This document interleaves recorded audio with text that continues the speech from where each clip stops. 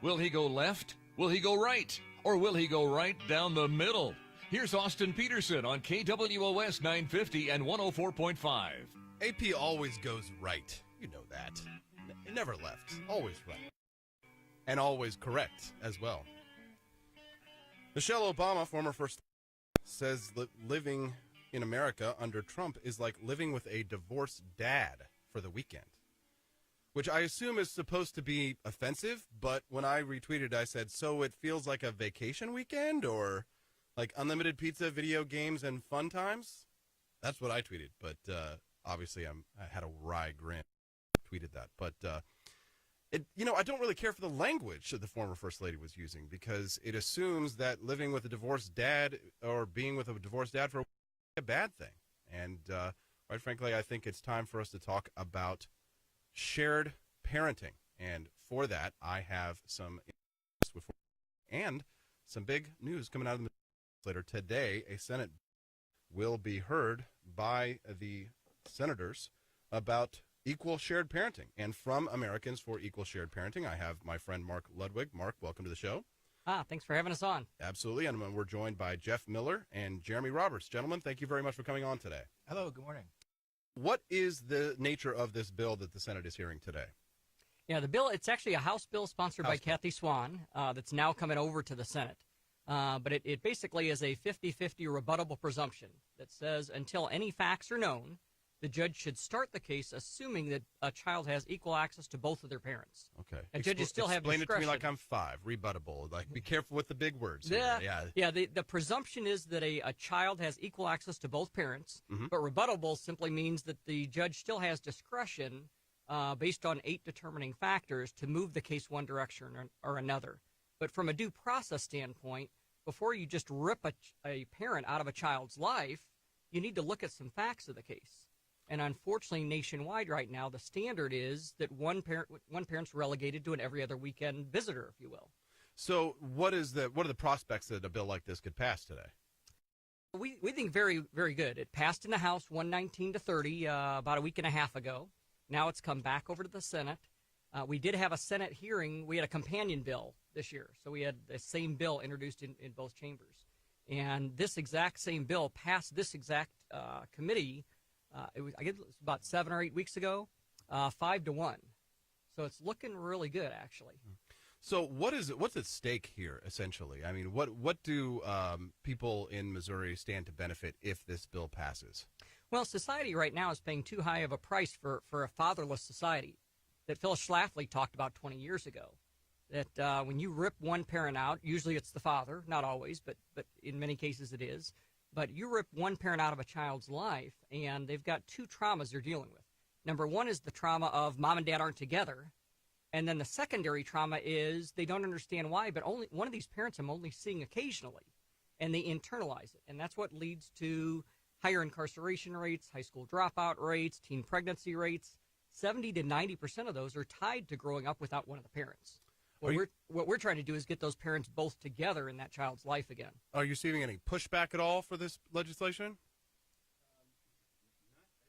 Not anymore. Basically, this is a 4th-year bill.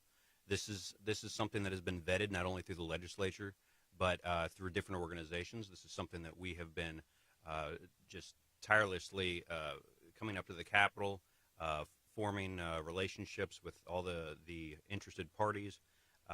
It's something that in the beginning, I wouldn't say pushback, but we had to start the engine, and I think we have a lot of momentum going now after 4 years.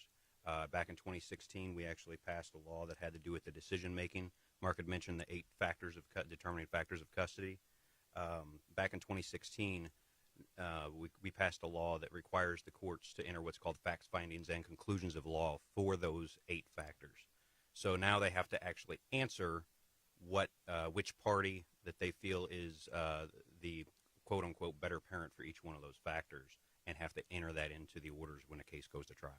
All right, just sort of culturally, just my own opinion, I'm not speaking for anyone else, it seems culturally as if we've sort of been demonizing the role of the father in society, right? That we've made it less attractive to be a father in many ways, in my opinion. You know, when you're watching the commercials, you always see the dumb dad who can't do anything, and you always have the brilliant superhero mom who can do absolutely everything. It's sort of discouraging in some ways, right? And, one day I'd like to have my own children. I'd like to have a son, right? And I'd like to raise him to be a good, strong man, but it's really difficult to find good leaders, not just myself, but other men for them to look up to. And we live in a society where people like Michelle Obama think that living with a divorced dad is a bad thing.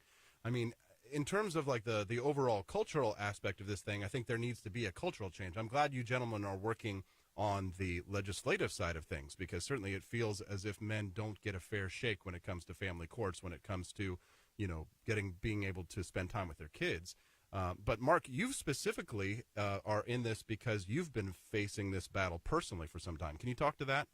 Yeah, I don't like to talk too many details about my case, but generally what ended up happening is shortly after my son was born, I ended up going 204 days without seeing my son. We weren't married at the time, and I found out that if you're not married in the state of Missouri, you have no rights to your child early on. Wow. And after a year of a court battle, I was relegated to the equivalent of the every other weekend dad. And that was when I started doing research on all these studies that are showing what ends up happening to children raised in that environment. So if this legislation were to pass and it reaches the governor's desk and the governor signs off, what changes immediately?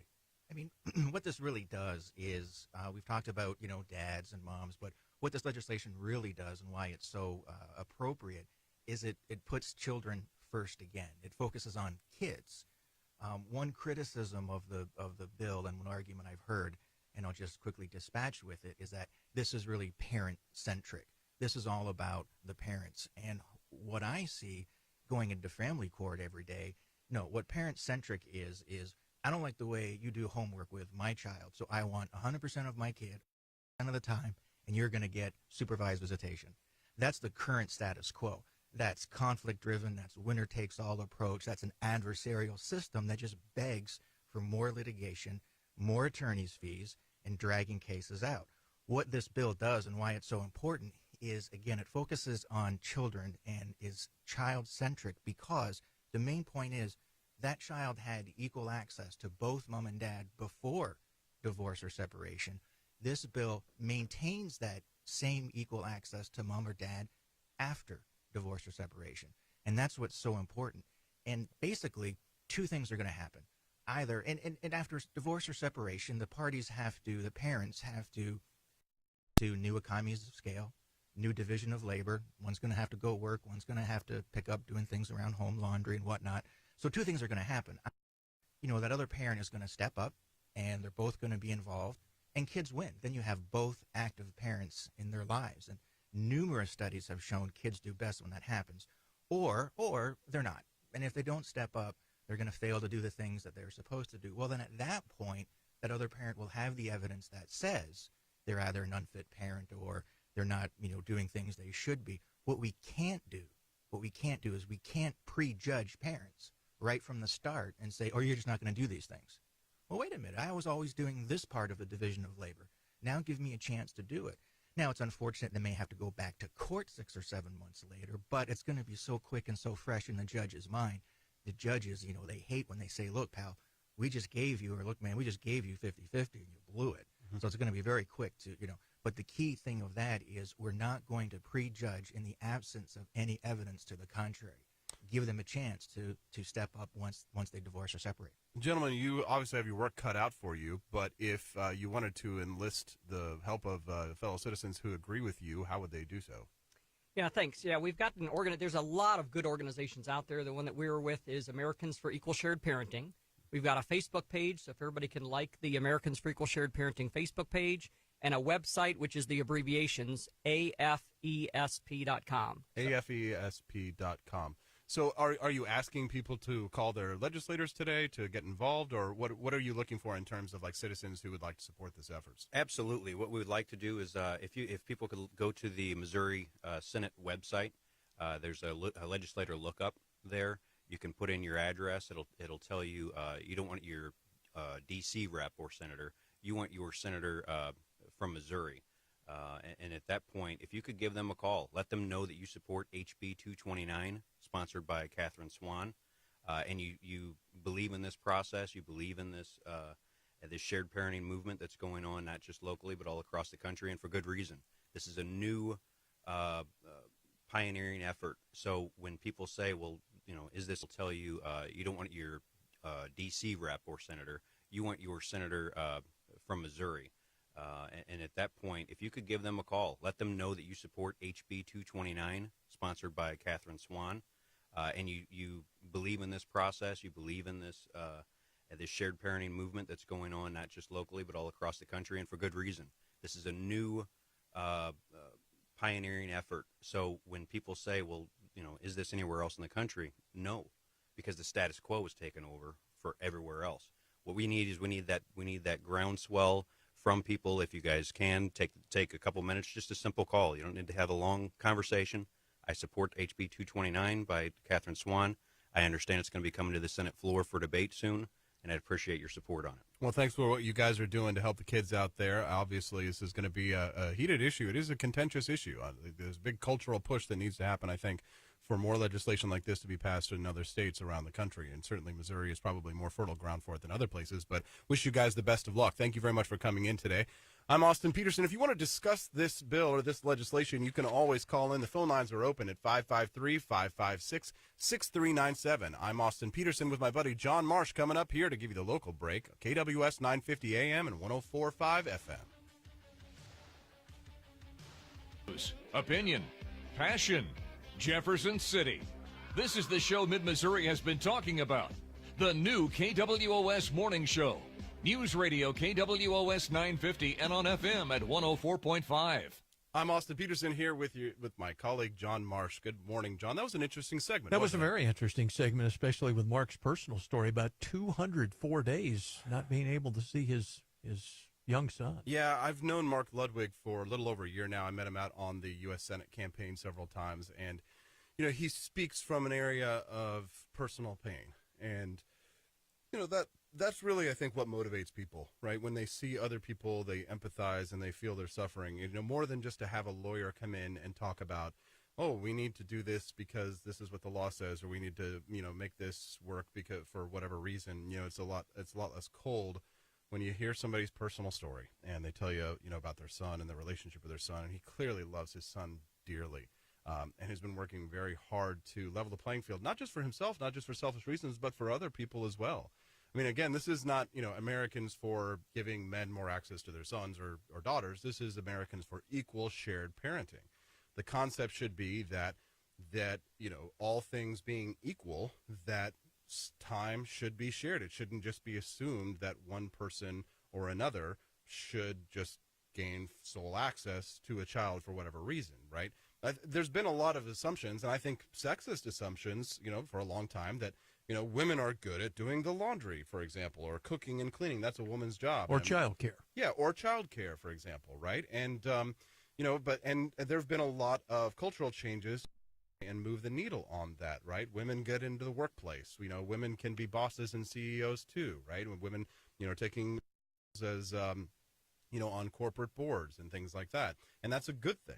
But then, of course, on the other side of things, it's a little more difficult for men because we have this concept of what is masculine that is still sort of set in stone. Whereas kind of like gender roles are a little bit more fluid lately, whether you like it or not, that's just been happening. Men have been expected to take up more roles as cooking, cleaning, taking care of kids. And like your story you've told about your dad. Yeah, exactly. Because after my mother passed away, my dad had to step up and be Mr. Mom. He had to learn how to cook. I'll never forget, he used to work so hard to bring meals to the table for us and things like that. And sometimes they were disasters, right? But, we were a family. We had just gone through a major disaster. And, he did a great job.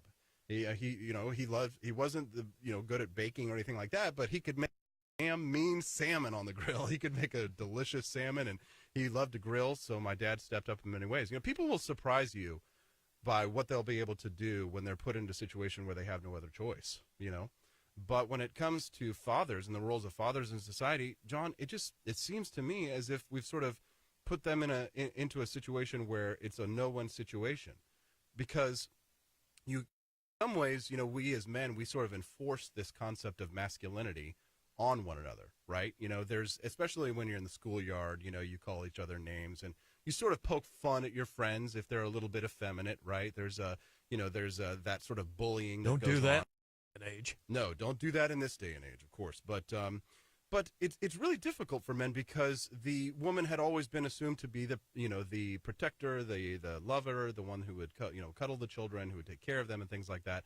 But now in our modern society, more women are entering the workplace, so more men are needing to step up and to take a more active role with their children that perhaps that they hadn't in when you were a kid, back when dinosaurs roamed the earth. Back then, yeah, my mother was a reporter, a journalist, and all, and worked outside the home a lot as well. So yeah. So did your dad step in and take up some of the? He was a career officer, so he was wow. busy fighting wars in that era. But yeah, it was kind of a shared thing. But he'd be gone. You know. But do you like the idea that the Senate bill passes, the governor signs it, that the assumption would be that both parents, all things being equal, would have equal access to the certainly. children? I've had friends and family members who've gone through this with access issues to the kids, and the way the law has historically been in Missouri, it automatically defers to the mother, even if sometimes, in some cases, there's not that fit a mother because of whatever circumstances, behavior. Yeah, it doesn't seem, actions, whatever. It doesn't quite seem fair to me. I mean, I have such a wonderful, loving father. I can imagine that there are many others like him. Of course, my father is very special and unique. But when I see Mark talking about the love for his son that he has, and I see the pain on his face I wonder what it must be like to be in a situation where you wouldn't be able to be with the person that you love the most in the whole world. I mean, I love my dad more than anyone in the whole entire world. The thought of not being able to spend time with him for whatever reason, I mean, it's troubling. I hope that this legislation passes. I hope that more people in the state of Missouri are going to have access to their kids. Again, all things being equal, you're not a drug user and you're not engaging in dangerous behavior or things like that. You can create a safe environment for the child. Then I think equal shared parenting is probably the way to go. I'm curious to hear from our audience. If you'd like to call in and discuss this topic or any other, don't forget, phone lines are open at 553-66397. That's 553-556-6397. John, are you batting down the hatches for the storm tonight? Because apparently there's going to be hail, is what I'm hearing.